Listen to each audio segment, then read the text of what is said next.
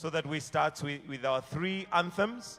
We'll start with the French national anthem, followed by the Kenyan national anthem, then the AU, the African Union anthem. So please, members of the press, as we appreciate that we need to mortalize this day, please we'll request that you clear the front so that we are able to have some semblance of order as we begin this opening ceremony of the Africa Forward Summit on this wonderful day.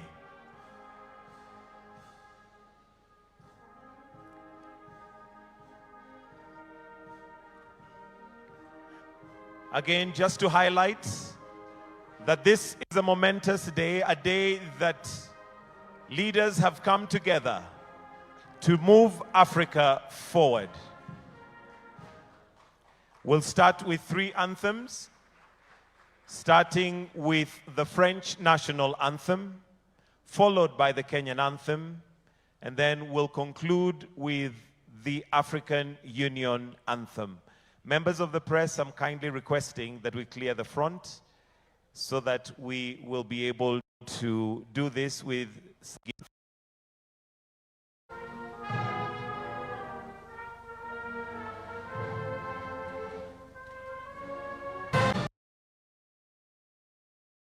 Alassane Ouattara, President of Cote d'Ivoire, Your Excellency Abdel Fattah el-Sisi, President of Egypt, Your Excellency Faustin Archange Touadéra, President of Central African Republic, Your Excellency Azali Assoumani, President of Comoros, Your Excellency Abiy Ahmed Ali, President of Ethiopia, Your Excellency Felix Tshisekedi, President of the Democratic Republic of Congo, Your Excellency Mohamed Ould Zohani, President Mauritania, Your Excellency Mohamed Al-Menfi, President Libya, Your Excellency Hakainde Hichilema, President of Zambia, Your Excellency General Mamadi Odumai, President Guinea, Your Excellency Bola Ahmed Tinubu, President of Nigeria, Your Excellency Joseph Nyuma Boakai, President Liberia, Your Excellency Bassirou Diomaye Faye, President Senegal, Your Excellency Mahamat Idris Deby Itno, President of Chad, Your Excellency Duma Gideon Boko, President of Botswana, Your Excellency Darman Gakol, President Mauritius, Your Excellency Dramani Mahama, President Ghana, Your Excellency Chapo, President Mozambique, Your Excellency Colonel Michael Randarinariana, President Madagascar, Your Excellency Antonio Guterres, Secretary General, United Nations, Your Excellency Aziz Akounouch, Prime Minister Morocco, Your Excellency Russell Mino Dlamini, Prime Minister Eswatini, Your Excellency Americo D'Olivier dos Ramos, Prime Minister Sao Tome,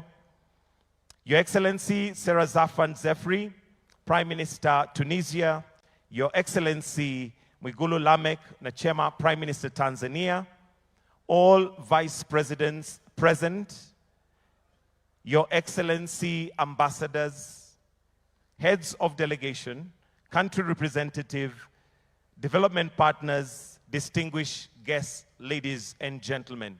Your Excellencies, at this point where we see Africa moving forward, it is a day that will be marked in history as a change has begun. Allow me, Your Excellencies, at this point to invite Vivian Onano, who is going to be our moderator for this session.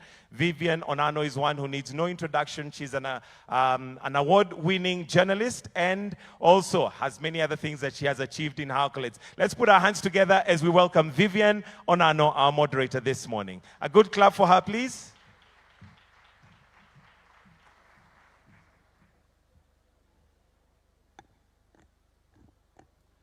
Thank you, Mr. Mike Gitonga, for the kind introduction. Excellencies, heads of states and governments, distinguished ministers, captains of industry, members of the diplomatic corps, fellow young leaders, ladies and gentlemen, good morning. Bonjour, bon dia, salam alaikum. Welcome to the Africa Forward Summit 2026 under the theme Africa-France Partnerships for Innovation and Growth. It is my distinct honor and privilege to serve as the moderator for this presidential opening session. Please allow me to begin by expressing sincere appreciation to our co-host, Son Excellence, Monsieur Emmanuel Macron, Président de la République Française, Son Excellence, Dr. William Samuel Ruto, President de la République du Kenya. Please join me in giving their excellencies a warm round of applause for their leadership and commitment to strengthening a renewed Africa-France partnership grounded in mutual respect, mutual cooperation, and shared prosperity. A big round of applause to their excellencies.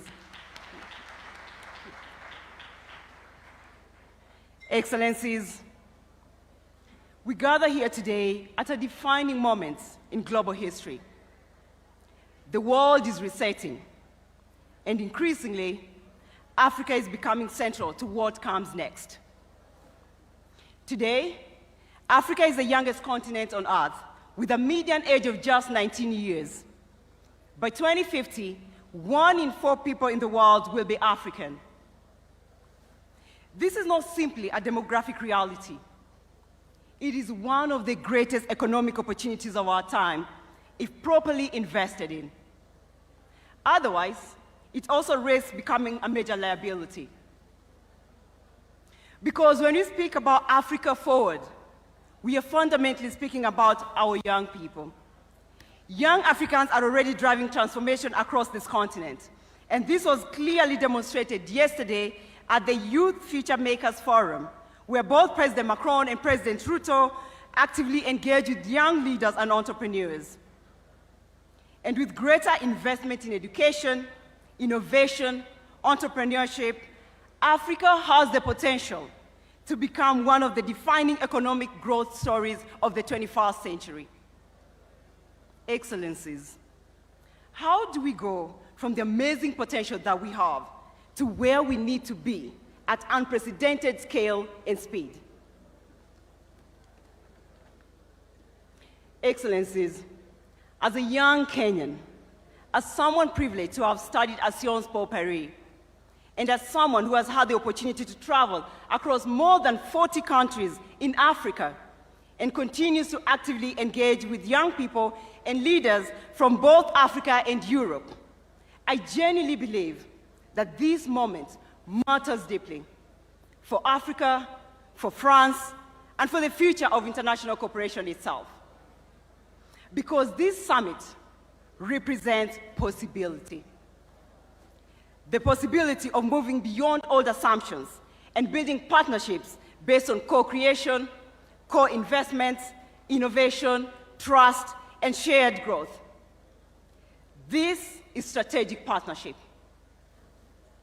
Africa today is experiencing one of the fastest rates of urbanization in human history, yet without a commensurate pace of industrialization.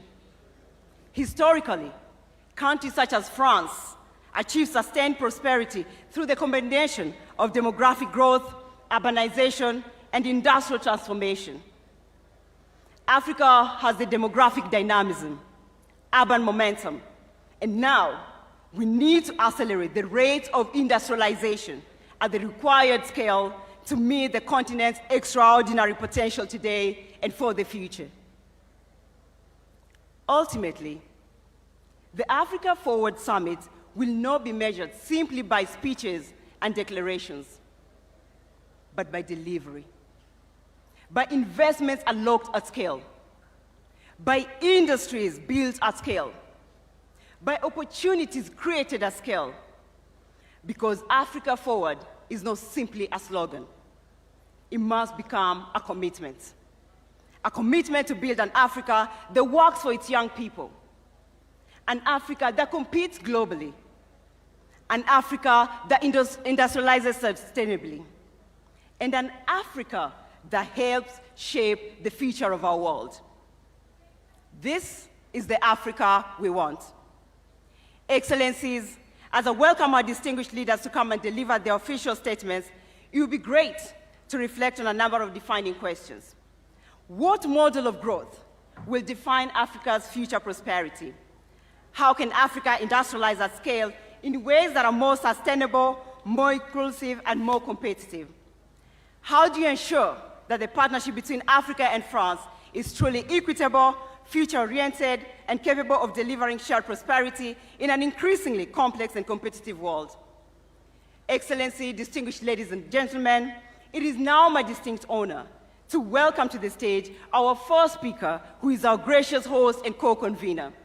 He is a champion for African economic transformation, an increasingly influential voice in shaping Africa's place in the world, and is very committed to positioning Africa not at the margins of the global economy, but at the very center of its future. Please welcome to the stage His Excellency Dr. William Samoei Ruto, President of the Republic of Kenya. Karibu, Mr. President.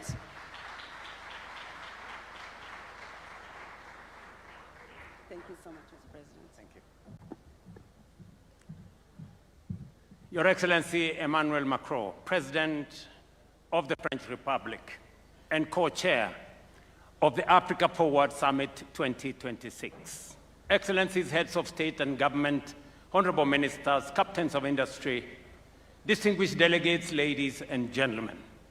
It is a profound honor and privilege to welcome you to the Africa Forward Summit 2026 here in Nairobi, Kenya, the cradle of humankind, the birthplace of our shared human history, and the origin of wonder. Wherever you come from, you are not merely visiting. You are returning to the very beginnings of humanity. And so, with warmth, friendship, and pride, I say to you all, welcome home. Bienvenue chez vous, karibuni nyumbani. We gather, ladies and gentlemen, at a profound, consequential moment in global affairs.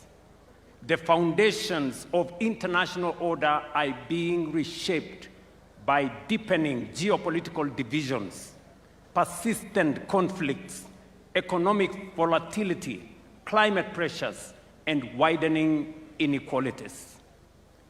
Long-standing assumptions about global stability, cooperation, and prosperity are being tested as never before. At the same time, shifting centers of influence, changing trade alignments, and the reconfiguration of global supply chains are redefining the architecture of the world economy itself. Yet, in moments such as this, fragmentation cannot be the answer, nor isolation the strategy. The times before us demand stronger cooperation, renewed multilateralism, and partnerships grounded not on hierarchy, but in sovereign equality, mutual respect, and shared responsibility. It is not how we do it. It is in that spirit that we convene this summit, grounded in our shared conviction that enduring partnerships must not be built on dependency, but on sovereign equality, not on aid or charity, but on mutually beneficial investments, and not on extraction or exploitation, but on win-win engagements. Excellencies, ladies and gentlemen, Africa and France have a unique opportunity to forge a forward-looking partnership that delivers shared progress while advancing Africa's long-term economic transformation. Africa approaches this summit not from the margins of global affairs, but as a strategic actor in its own right, endowed with vast natural resources, expanding markets, and one of the greatest reservoirs of youthful talent and innovation anywhere in the world today. We all know by the year 2050, 1 in every 4 people on earth will be African. That reality alone will shape the future of labor, will shape the future of markets, urbanization, energy demand, and global economic growth. Over the course of this summit, our deliberations will focus on priorities fundamental to Africa's development trajectory and long-term prosperity. Among them, domestic mobilization of resources for Africa's development at scale, reforms of the international financial architecture, development of transport, logistics, and connectivity infrastructure, energy transition and green industrialization, and of course, youth skills development to foster creativity, innovation, entrepreneurship, and AI-driven transformation. First, we must confront with honesty and urgency the question of how Africa finances its own transformation. The era in which Africa's development was principally framed through aid, dependency, and unsustainable borrowing must give way to a new paradigm grounded in investment, innovation, domestic resource mobilization, and strategic partnerships built on sovereign equality and mutual benefit. Because Africa is not part of the global problem. Africa is, in fact, the solution to the global challenges that exist today, including those of Africa. Our continent possesses vast natural resources, critical minerals, fertile land, immense renewable energy potential, expanding consumer markets, dynamic entrepreneurs, and the youngest population in the world. What Africa requires today, friends, is not charity, but investments, not extraction, but value creation, not dependency, but mutually beneficial partnerships capable of unlocking shared prosperity. That is the essence of the Africa Forward Summit. It is about recalibrating Africa's place in the global order.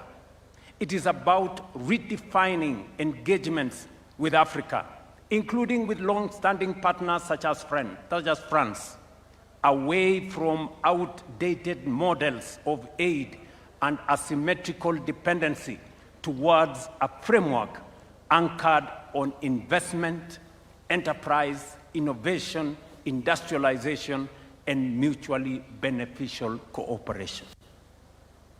And we are very clear about this. The current international financial system remains structurally unequal. African countries continue to face disproportionately high borrowing costs, constrained access to concessional financing, and distorted risk perceptions that are frequently disconnected from economic realities that exist in this continent. The bias embedded within global credit rating systems continue to penalize African economies, increase the cost of capital, and discourage long-term investments into productive sectors. This imbalance is neither sustainable nor just. It is one of the principal constraints on Africa's ability to finance infrastructure, industrialization, climate adaptation, and economic transformation at the scale that is required.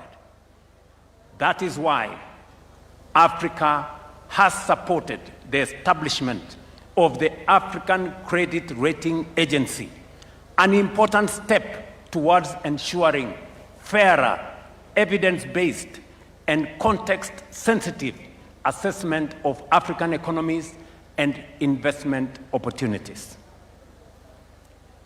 Its purpose is not to replace existing global institutions, but to correct long-standing distortions in risk perception that continue to increase the cost of capital for African countries and continue to discourage long-term investment into productive sectors.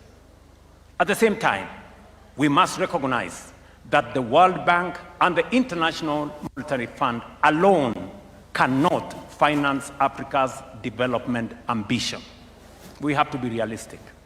Even as reform efforts continue, the scale of Africa's transformation requires us to rethink the sources, structures, and instruments of development finance itself. Africa must increasingly finance Africa. Let me repeat that.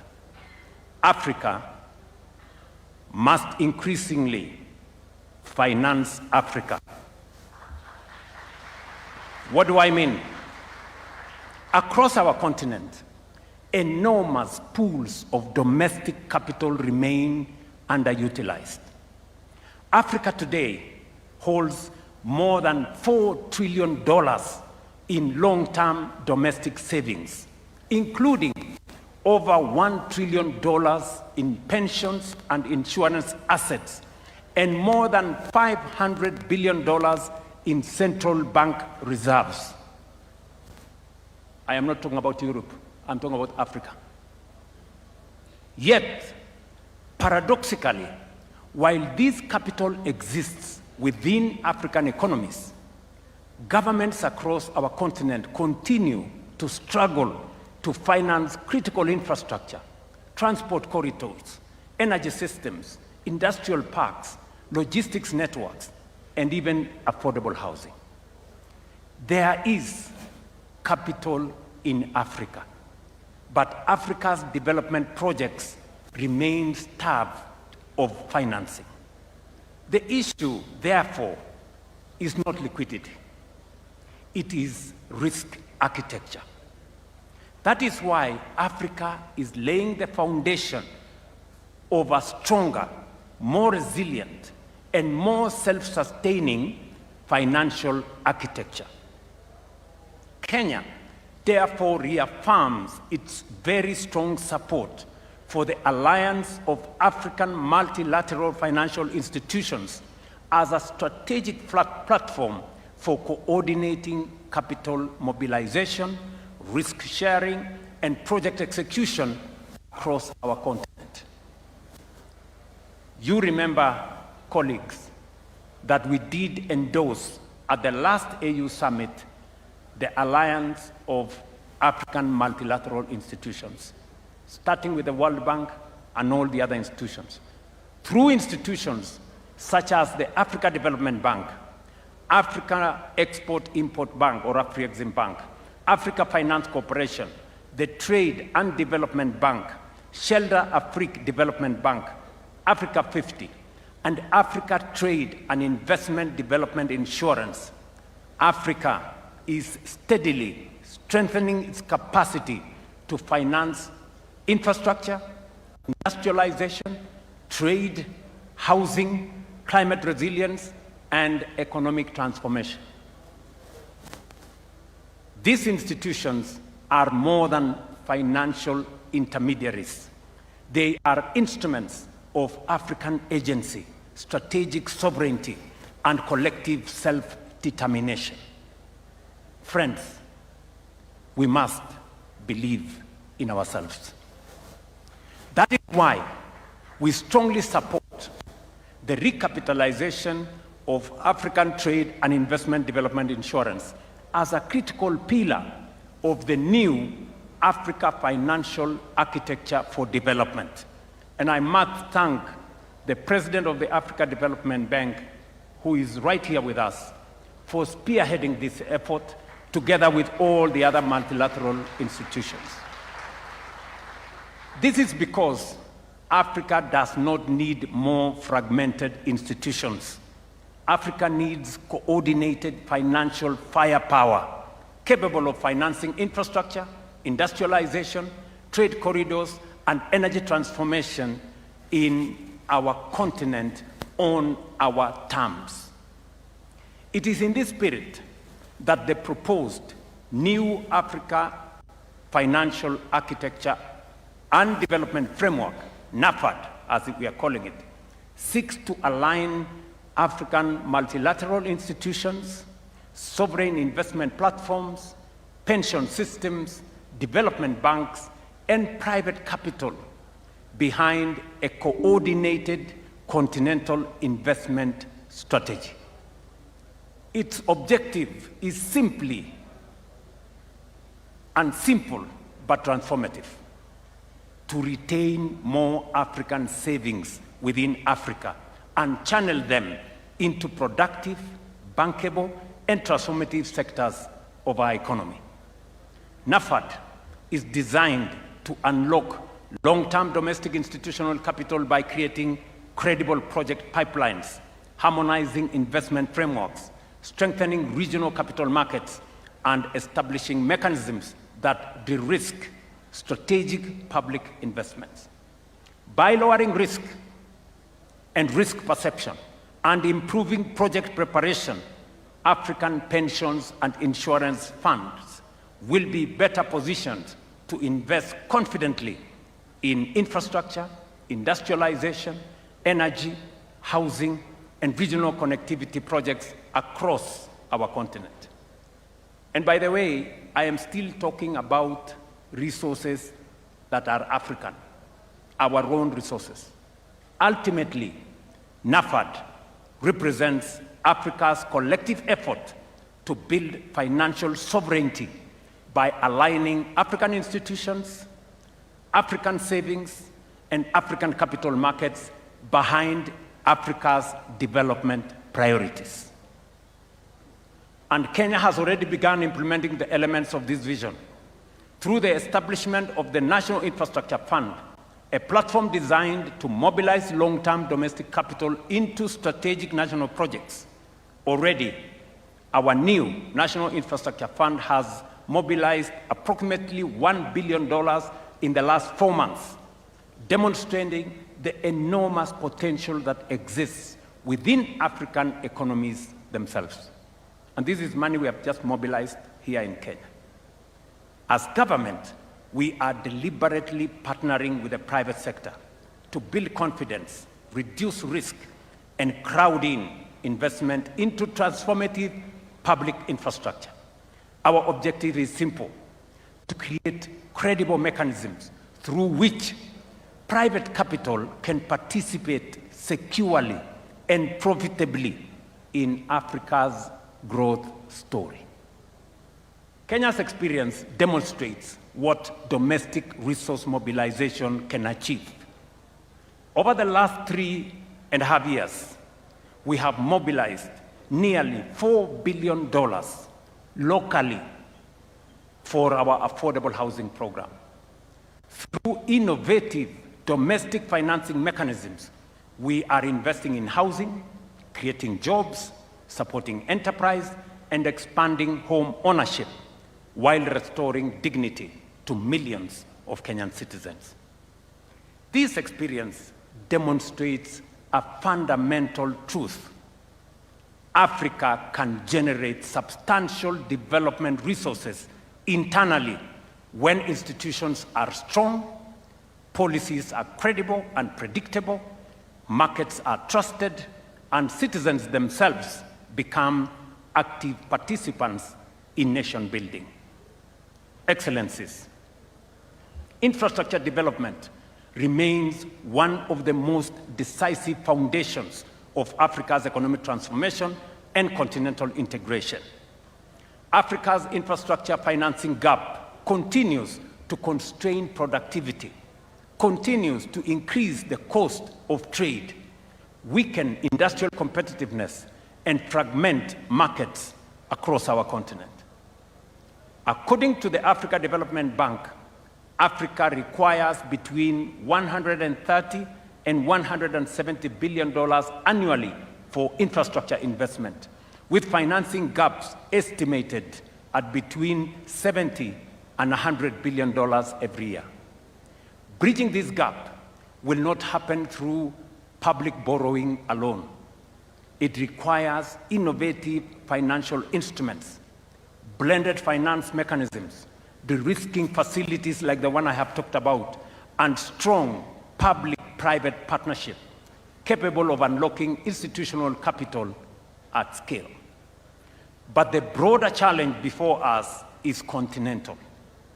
We must accelerate investment in transport corridors, in ports, rail systems, roads, aviation connectivity, and integrated logistics ecosystems capable of binding Africa together into one competitive economic space under the Africa Continental Free Trade Area.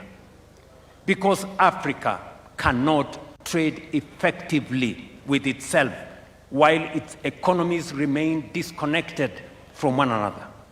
Connectivity is not merely about infrastructure. It is about competitiveness. It is about regional value chains. It is about food security, and it's about industrialization. And ultimately, it is about shared prosperity. Equally critical is the question of energy. That is why we must fundamentally restructure and strengthen Africa's financial architecture to mobilize the scale of capital required to finance this transformation on African terms. Excellencies, Africa possesses some of the greatest renewable energy potential anywhere in the world, from geothermal resources in the Rift Valley and on to immense opportunities in solar, wind, hydroelectric power, and green hydrogen across our continent. Africa, therefore, has a historic opportunity, not merely to participate in the global energy transition, but to help lead it. But for Africa, the energy transition must also be a development and an industrialization transition. We must accept a future, and we cannot, let me repeat that, we cannot accept a future in which Africa simply exports raw green minerals, while industrial value addition, advanced manufacturing, and technological innovation take place elsewhere. That model belongs to the past. Africa must become a competitively industrial hub powered by clean energy, modern infrastructure, innovation, and strategic investment partnerships. Green industrialization presents our continent with an opportunity not only to contribute meaningfully to global climate solutions, but also to create jobs, expand manufacturing capacity, strengthen exports, deepen regional value chains, and accelerate structural economic transformation. Excellencies, ladies and gentlemen, perhaps Africa's greatest strategic asset is its people. This demographic and the demographic reality that it presents will profoundly shape the future of labor markets, the future of technology, urbanization, consumption, innovation, and of course, economic growth. Our youth population is not a burden to be managed.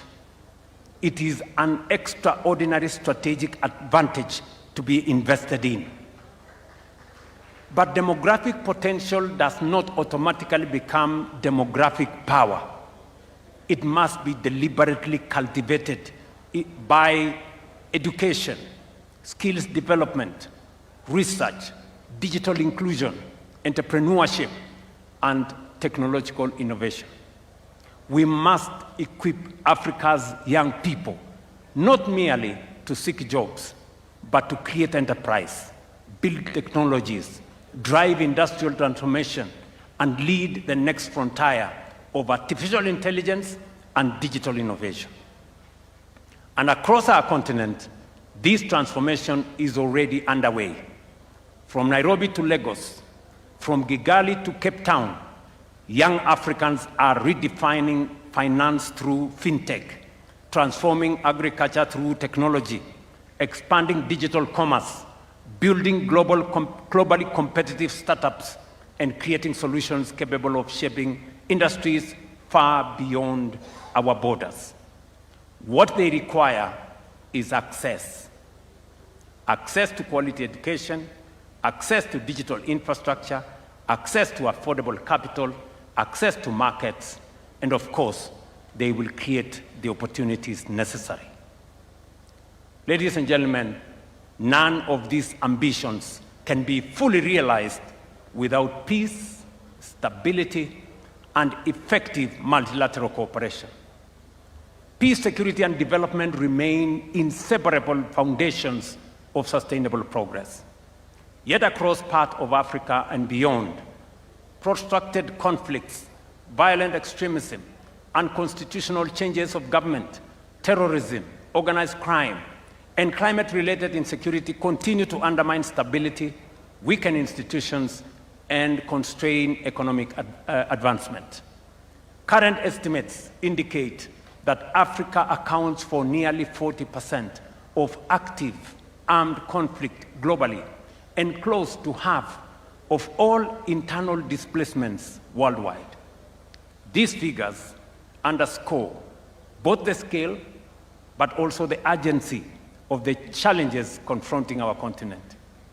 We must therefore reaffirm our collective support for African-led peace and security mechanisms, including the Africa Union Peace and Security Architecture, predictable financing, institutional capacity, and international cooperation in support of lasting peace. But lasting peace cannot be secured through military response alone. Peace requires confronting the structural drivers of instability: poverty, exclusion, unemployment, inequality, weak institutions, climate vulnerability, and the absence of economic opportunity, particularly for young people. That is why strengthening Africa's strategic autonomy in matters of peace and security remains an imperative. And it is why we reiterate with clarity and conviction the urgent necessity of reforming global peace and security governance, particularly the United Nations Security Council. It is both indispensable and unconscionable that a continent of nearly 1.5 billion people, represented by 54 sovereign states and constituting one of the largest blocs within the United Nations, continues to remain excluded from permanent representation on the Security Council. Such inequality, ladies and gentlemen, such inequality erodes legitimacy, undermines credibility, and diminishes confidence in multilateral systems itself. No global governance architecture can credibly claim to be democratic, to be representative, to be just, or fit for purpose, while a substantial part of humanity remains absent from the table where the world's most consequential decisions are made. The time has come, therefore, for the international community to recognize, without ambiguity or without delay, that Africa cannot and will not and must not remain subject to decisions taken without its equal voice on the table. The reform of the Security Council is not merely an institutional adjustment. It is a moral obligation. It is a strategic necessity. It is indispensable to restoring trust, legitimacy, and confidence in the international order itself. Kenya, therefore, remains steadfast in its support for the common African position as articulated in the Ezulwini Consensus and the Sirte Declaration, which calls for Africa to be accorded permanent representation on the Security Council with all the prerogatives and privileges of permanent membership alongside additional non-permanent seats. Excellencies, ladies and gentlemen, Africa does not need privilege, but fairness. We don't need exclusion, but inclusion. We do not seek confrontation, but partnership anchored on mutual respect, shared responsibility, and of course, shared progress. This summit, therefore, presents us with an opportunity to define a new era of engagement between Africa and its partners, an era based not on dependency, but on dignity, not on extraction, but on value creation, and not on short-term transactions, but on long-term shared prosperity. Because the Africa we envision is an Africa of confidence, an Africa of ideas, an Africa of innovation, an Africa of enterprise, an Africa that believes in itself, invests in its people, mobilizes its own resources, and engages the world as an equal partner in shaping balanced, prosperous, and peaceful global future.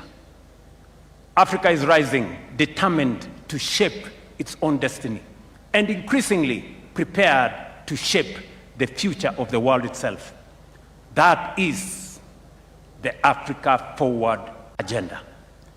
An agenda grounded not on dependency, but in sovereignty, not in vulnerability, but in resilience, and not in limitation, but in possibility. That is the Africa whose time has come. Excellencies, ladies and gentlemen, Kenya is deeply honored to co-host this summit here in Nairobi. We look forward to productive deliberations, practical outcomes, and enduring partnerships capable of advancing prosperity, stability, dignity, and shared progress for our people and for future generations. I thank you for your kind attention. Thank you very much.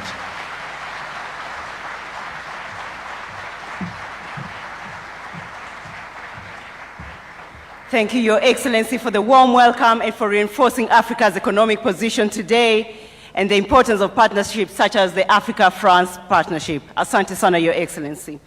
And now it's my profound honor to welcome to the stage our next speaker, who is also our co-convener. He's a global leader who has consistently championed international cooperation and a world of rules-based order, has been at the forefront of advancing dialogue on global economic reform and strategic partnerships between Africa and France. Please welcome to the stage His Excellency, Mr. Emmanuel Macron, President of the Republic of France. Bienvenue, Monsieur le Président.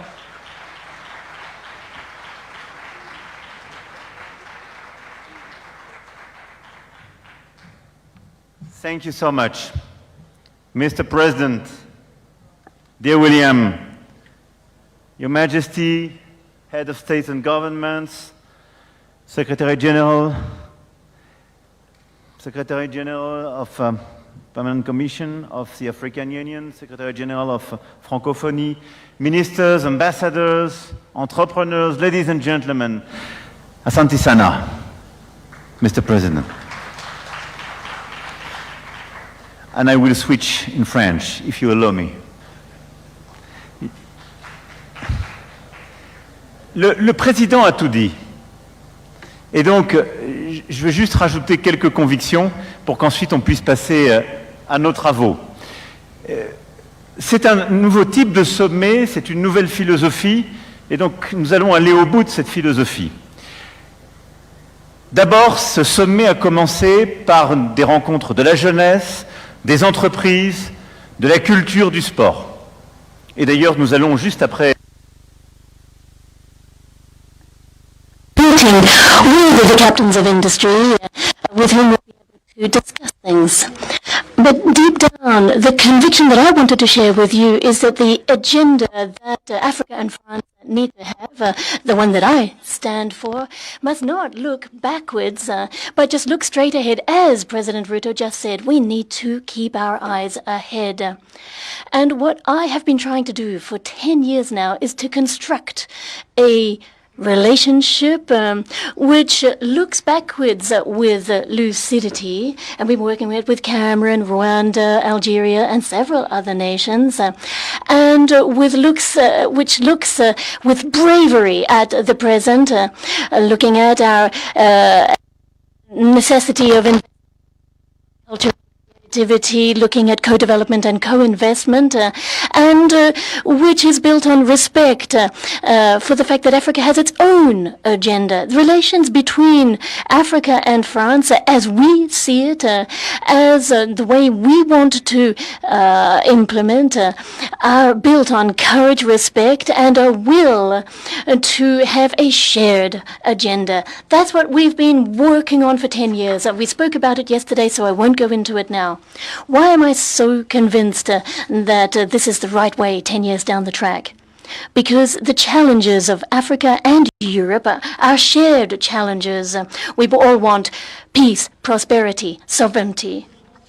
Europe has always been fighting for this, and after the Second World War, the EU was built on this struggle for peace and sovereignty, and now the European agenda is indeed one built on strategic autonomy so as not to depend on American or Chinese power, and when we want to defend the rule of law, international law, we believe in equality, in equal footing trade relations. We defend the climate. That is what Europe is all about.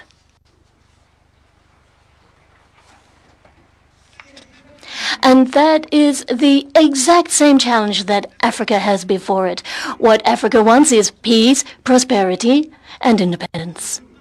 And deep down, this partnership that is embodied here in this Africa Forward Summit is a bond between Africa and Europe. This is what France is working for: peace, prosperity, and this strategic independence. It's a very powerful thing, and if we can do this, then it will enable us to reconstruct together a multilateral order that has been thrown into upheaval, been jeopardized, affects all of us, and deep down this can be a strong basis for moving forward together.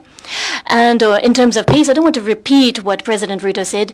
Peace is going to require African unity, and I really firmly believe this. And I'm delighted to see so many of my brothers here, heads of state and government from so many nations who have come to Nairobi. I know that you're all very busy, so I'm very grateful to you for making this, because it really does share this image of a united continent, from Maghreb right down to the Indian Ocean, the south of the continent, Western Africa, Central Africa, and Eastern Africa. Remember, all of these different parts of Africa, given that it is so large, are all part, nonetheless, of one continent with a shared agenda. Which means that if we want to be beside you, it means we have equal representation, better representation for Africa in international instances such as the UN, the financial institutions, and we want it represented in the Security Council of the UN. As we have also been fighting for for Africa to have a permanent seat at the G20. We've been fighting for this for years, and we've now made it a reality. And we are fighting for an agenda, along with the Secretary General. We've been talking about this for an African UN presence, which will be all the better placed to defend its own peace and security operations, particularly through the UN missions. We hope to see all the wherewithal given to Africa to ensure its own sovereign security. The African continent needs better representation, and Africa has the capacity to build on its strengths. So what we stand ready to do is assist you financing that with a reworked security arrangement which is respectful of the sovereignty of each African country. but never eclipsing each nation's sovereignty. And I'm delighted to hear from your introductory remarks a moment ago that we can build together a shared agenda to overcome the peace and security challenges that we face and continue to work together so that the whole of the UN can move forward on a more equitable basis. Prosperity next. With President Ruto, I was discussing this. I think that he is absolutely right when he's talking about the prosperity of the continent. It's clear, it's simple. No, what I'm offering is not to offer assistance. Those days are behind us. And we know that there are budgetary challenges in some instances, security challenges in others. These are realities that we need to be realistic about, but we need to rethink our North-South relations. And we need to look with lucidity at all of the cross-cutting benefits that Africa can derive from its diaspora. Those who are working very, very hard in many, many of our countries and send remittances back home are another important lever that we must not overlook. But the main notion I want to focus on is co-investment. What is co-investment able to achieve? It means investing in human capital, the young talents in Africa, in a formal economy.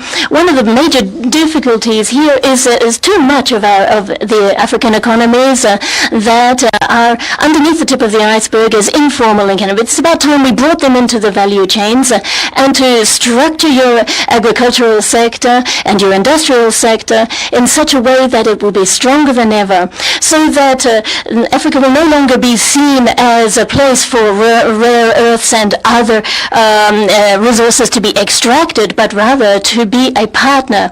So we are working towards a transformation of investment relations, investing in value chains, energy, sustainable development, building on your strengths and your youth and your talent. And this is what the Business Roundtable is hopefully going to enable us to structure by looking at investing in AI, health, the blue economy, and sustainable agriculture. So what we need to do is look at the partnership that we want together through a logic of investment. And this is where we see this agenda of prosperity and sovereignty altogether. Getting Africa forward on the economic level means greater sovereignty and autonomy. It's important for Europeans as well to have more strategic autonomy in its partnerships. We need to ensure that we do not become dependent on the two major powers who in some ways look like they're going to eclipse everything. And it's not just France and Europe today who are going to mobilize all of the critical minerals or rare earths that we're going to need for the future. It's neither France nor Europe that will be here giving you diktats on the way forward. No. Those days are way behind us. No, the European agenda has every interest in seeing you march strongly towards a sovereignty and autonomy because they're the same goals that we have. And if you are successful in this hunt for sovereignty, be it with agriculture, with economy, or wherever, then you are also offering more solutions to us. So your success is our success. So when you invest in your populations and have them succeed, that means fewer people fleeing poverty. And so this again is our success and your success hand in hand. So here what I want is for all of us to take a leap together. This is not an agenda which is univocal, which is top-down from Europe to Africa. No way. It is an equal footing partnership built on mutual respect. And we're going to build this together with respect, lucidity, and courage. And that is why, if we're going to be successful in this, we need business leaders, and that's what we announced yesterday. And this is a big first. or 23 billion euros of investment in the private sector. These are for industry, for firms in the fully private sector companies in Africa. These 23 billion euros of investment is 14 billion for French firms in Africa, 9 billion in investments for African businesses on our continent. On your continent. And so this, we're hoping, will be the jolt that we need to inject more momentum into the process. All of this is going to, as President Ruto said, be based on quite simple things. A new partnership, a new vision for managing resources, for sustainable agriculture, for having tax and financial policies that are more consistent. It's also going to mean that we can mobilize international funding better, be it the World Bank, be it with the IMF and with other international, with special drawing rights, with all kinds of mechanisms and debt restructuring that can move us all forward. So it's a true strategy for guaranteeing peace, and that is why the ITD here in Nairobi is so important. We're going to be able to work with you, with the ATD, so as to move forward, so that ATD can play its full role continent-wide, and in this way prove successful. This strategy is a whole new paradigm shift, and it's going to require a new financial paradigm shift. And this is all part of our shared strategy. Other than that, I would say President Ruto said what I wanted to say, that I think this summit embodies our new partnership, and I think he said it better than I ever could. So I want to endorse what he said. In a moment's time, we will be meeting with business leaders, and we'll be discussing growth. We'll be discussing finance and investments, and then after that, we're going to have the outcome of this Africa Forward Summit with the declarations of those investments. And then together with President Ruto, we're going to bring to the G7 in Evian, on behalf of all of you, the message from this forum.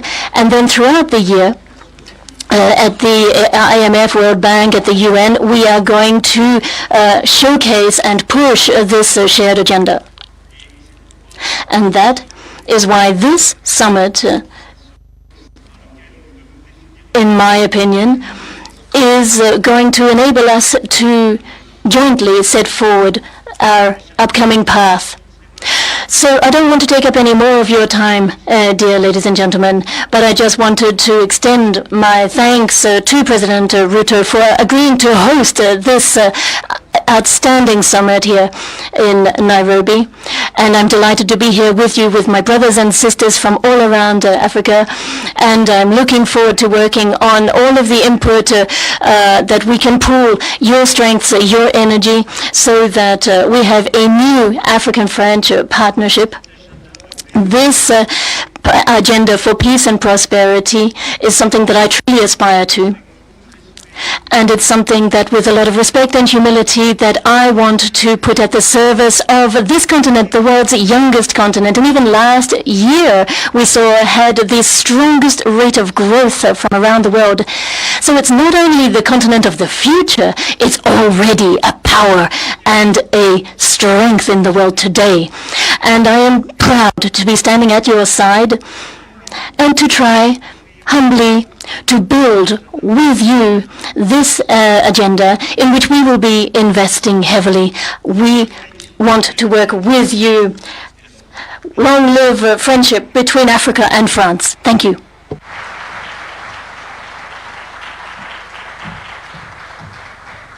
A warm, big round of applause for His Excellency. Thank you, Mr. President, for reinforcing the shared opportunities between Africa and France to continue working together. And now I'd like to please welcome on stage one of the world's foremost champions of multilateralism, peace and security, sustainable development, and global solidarity. Please welcome to the stage His Excellency, Mr. Antonio Guterres, Secretary General of the United Nations. Welcome, Your Excellency.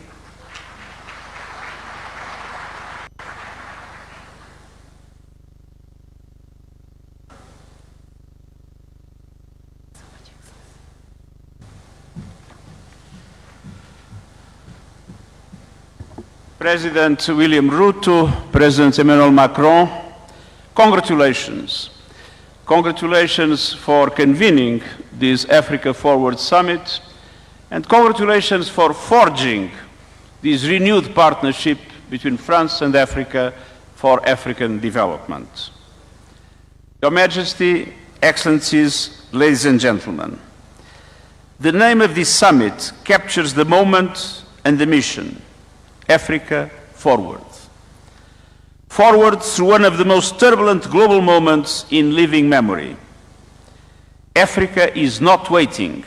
Africa is moving, and Africa is leading. African continents are driving one of the defining debates of our time on how to reform a global financial architecture designed in 1945 for a world that no longer exists. Africa played a leading role in the approval of the Pact of the Future by the General Assembly of the United Nations.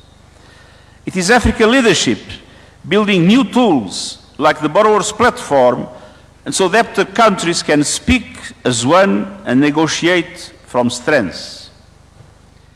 Challenging the credit rating systems that locks too many of the borrowing tools they need. Africa has had a leadership in securing the Seville commitment to expand the lending power of multilateral development banks, to mobilize private capital at scale, and to deliver relief from the debt burden crushing developing economies. It is African leadership through the African Development Bank that is advancing a bold vision to reform the continental's financial architecture from within, mobilizing African resources for African priorities and prosperity.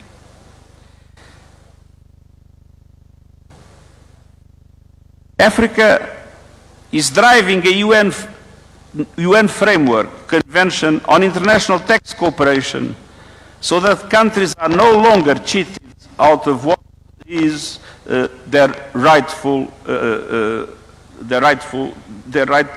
is rightfully theirs.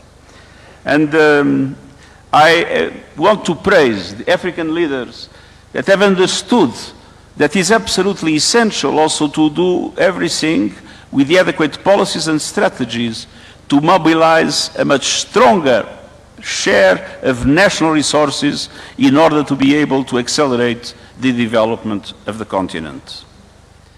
And it is African leadership, alongside the small island states and other developing countries on the front lines, that has placed the climate emergency where it belongs, at the center of the global agenda. This is not a continent waiting for solutions, this is a continent producing them. But let us be honest about what stands in Africa's way. A global system designed without Africa and still largely operating without Africa, perpetuating century-old injustices. A continent of more than 1.5 billion people with no permanent seats on the UN Security Council, as was referred by President William Ruto. Without the voice, the representation and decision-making power it deserves inside the international financial institutions that shape this economy, it's not Africa that loses, it's the world that loses the fact that the voice of Africa is not conveniently taken into account. Meanwhile, as we all know, official development assistance is collapsing. Aid budgets cut, partnerships unwound, commitments walked back just as the need is greatest. So this is not only a financial crisis, this is a crisis of solidarity.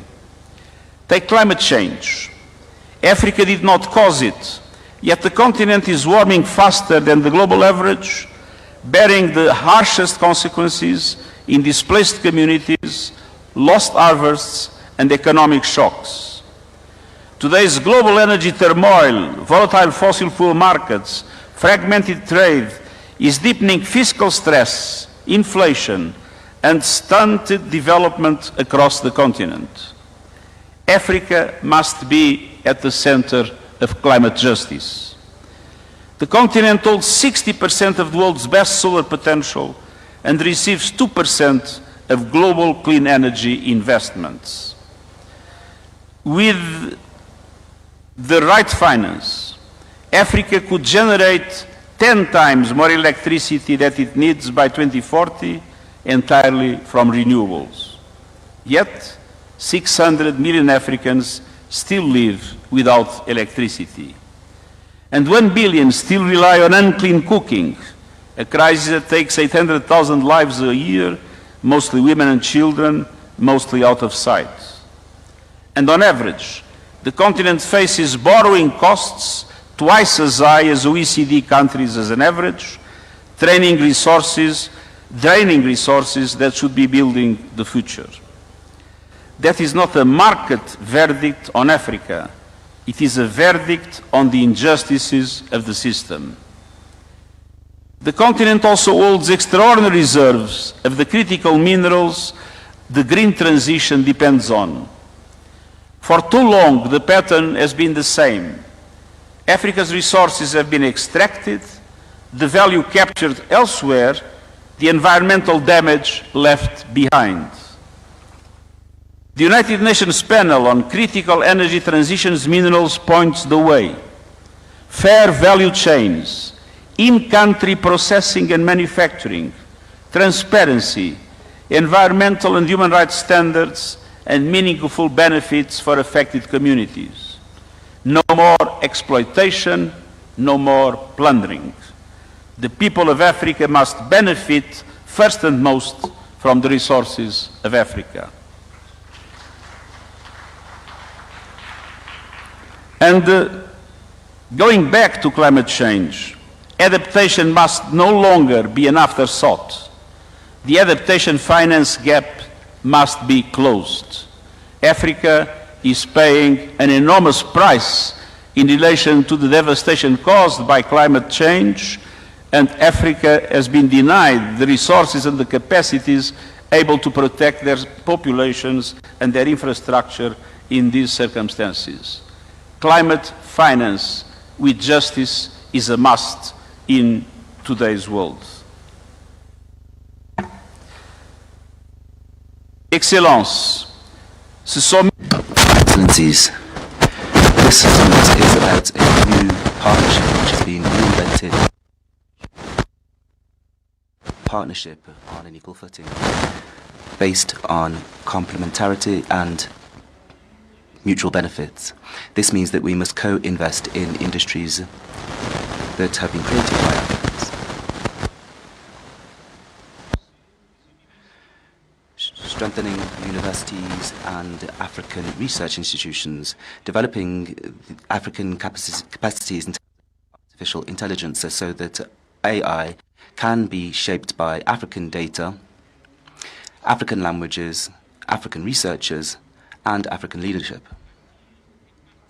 Building partnerships which are built on the roadmaps of Africa, the free trade areas in Africa, the Agenda 2063, and the national development priorities. And this means funding African priorities with fair conditions for all, with capital that is accessible. The biggest transformation of this century is a market but a generation.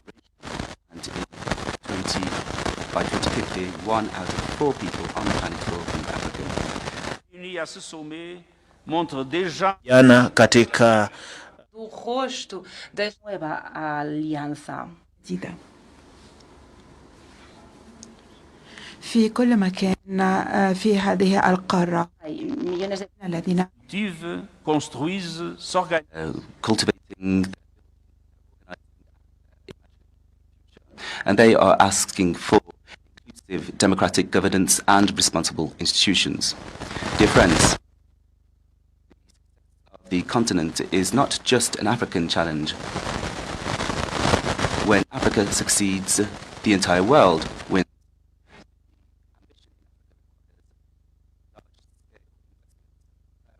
National systems and partnerships built on mutual respect. Together, let us move forward with Africa, with trust, solidarity, and the hope of a shared future. Thank you very much.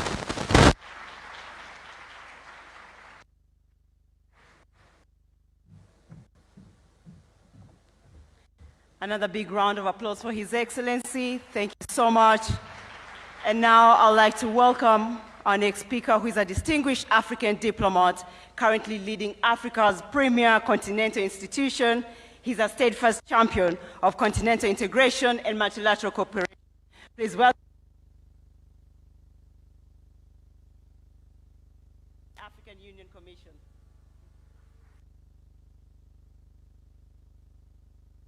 Monsieur William Ruto, président de la République du Kenya.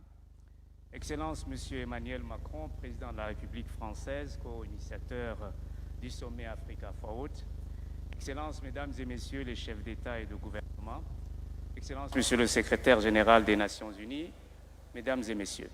D'emblée, j'aimerais adresser nos remerciements au Kenya pour l'accueil de cet important événement.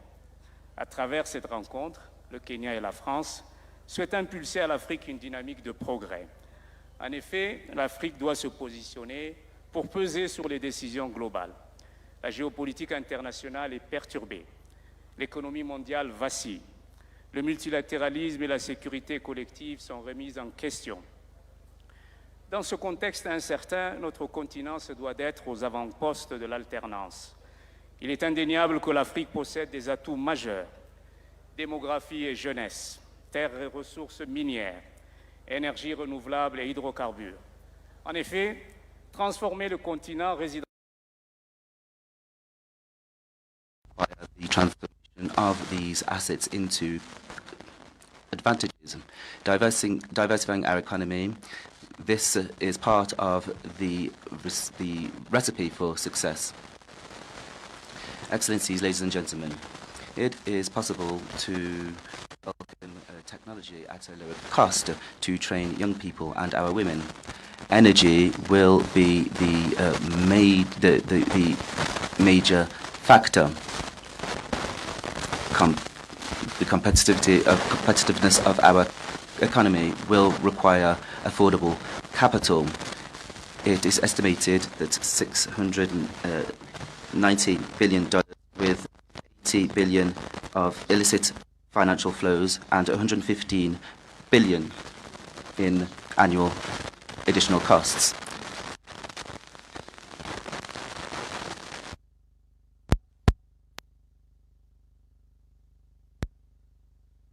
Parfaitement ces défis.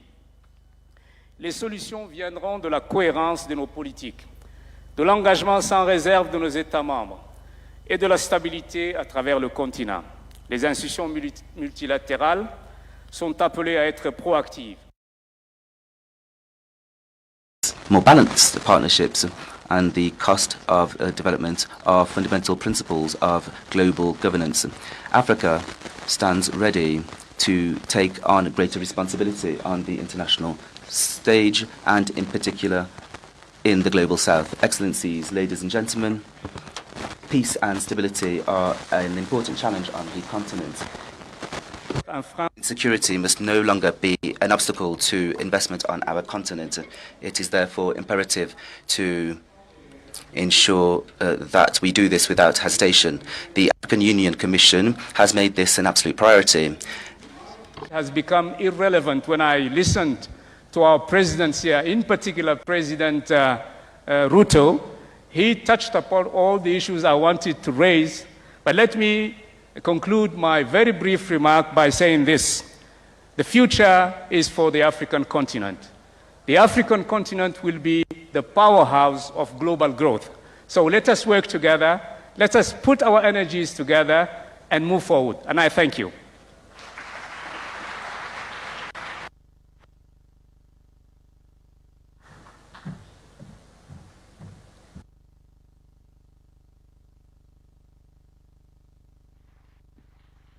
Your Excellencies, please allow me to briefly highlight the high-level roundtable discussions that will continue throughout the day.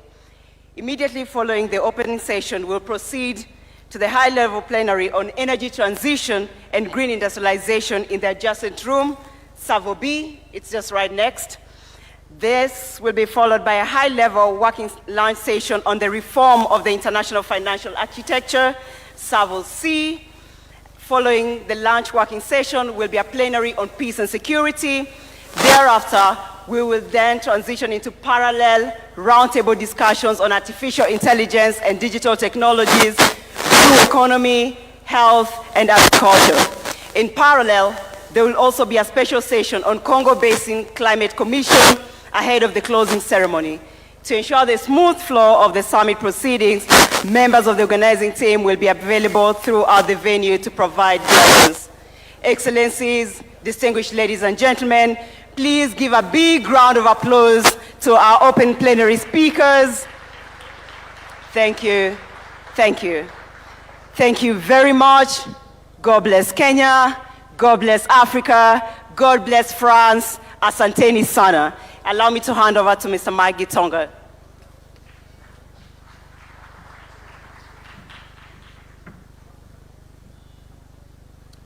Thank you, Vivian. Let's give